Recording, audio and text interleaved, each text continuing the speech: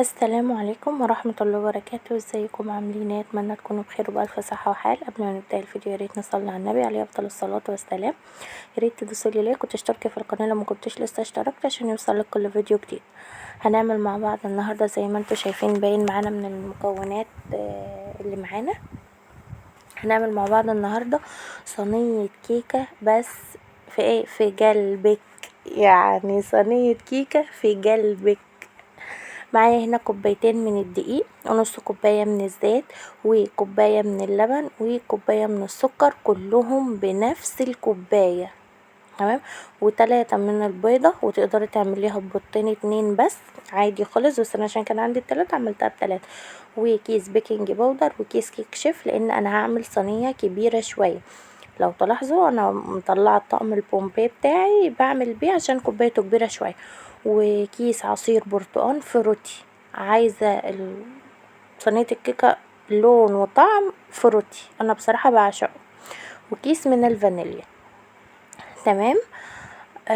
هنجيب بقى البوله بتاعتنا ونضيف فيها كل المواد السائله، كل الحاجات السائله هنضيفها فيها: لبن، الحليب، والزيت، والسكر. تمام. والبيض. وما البيض انا كان عندي لسه جاي من عند الفراخ. تمام. بس لو انتي شاريه البيض من الدكان او شاكه فيه اعملي اكسري كل بيضه في طبق وبعدين ضيفيها للبوله. اوكي، عشان خاطر لو في واحده فاسده ما تبوظلكيش الليله بحالها. وهنحط كيس الفانيليا وهنحط كيس البرتقال بس.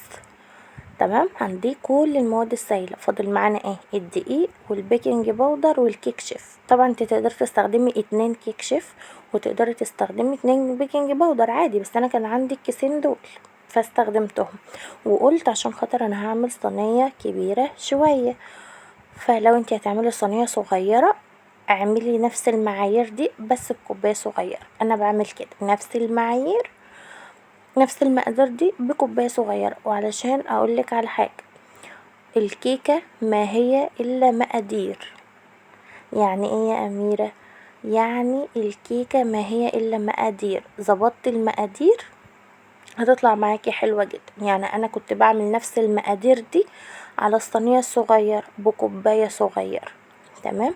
فانا جيت عملتها بالكوباية البومبي الكبيرة، طلعت مظبوطة معايا على الصينية الكبيرة.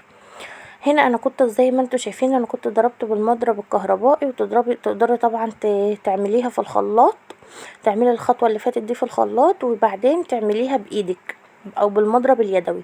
بس انا عندي المضرب الكهربائي فعملتها بيها. فانا هنا ضفت على المواد السائله بعد ما خلطتها كويس جدا جدا جدا، حطيت الدقيق. طبعا انا كنت محلله الدقيق قبل كده، وحطيت البيكنج باودر وحطيت الكيك شيف. وهبدأ كده بالمضرب الاول علشان خاطر طبعا لو شغلت المضرب كل ده هيروح دقيق لوحده عشان دي ما يعملش غبار يعني.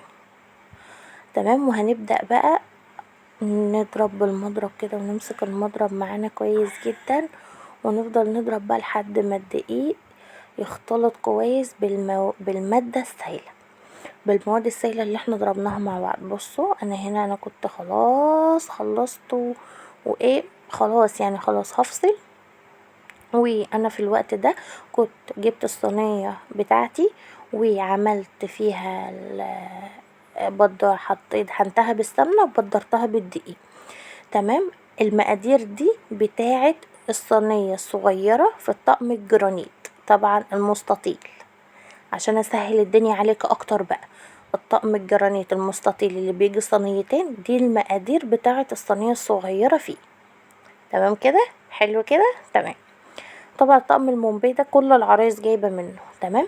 جبت الصينية دهنتها بالسمنة وبدرتها وجبت الخليط بتاعي وفضيته فيها، وهبدلها هبدتين محترمين كده جمادي قوي كده وهي على الرخام، وهدخلها في درجة حرارة 180. تمام. تعالوا بقى اوريها لكم. طبعا هي وشها اتشعوط مني شويه عشان خاطر لسه مصلحه الفرن بتاعي، فلسه بتعود على الايه، على درجه الحراره بتاعته الجديده. تمام. زي ما انتوا شايفين كده هي طلعت معايا بعرض بسمك الصينية. شايفين مفيش غير حاجة بس يا دوبك غير حرف الصينية اللي هو الكيرف بتاع الصينية ده بسمك الصينية زي ما انتوا شايفين كده. بس طبعا انا بطلع بالسكينة، فهي السكينة كلت معايا نص. بصوا ده ده سمكها وهشة جدا يا بصوا من كتر الطراوة بتاعتها كسرت في ايديا والله كان طعمها تحفة. اشوفكم في فيديو جديد على الف خير مع الف سلامة.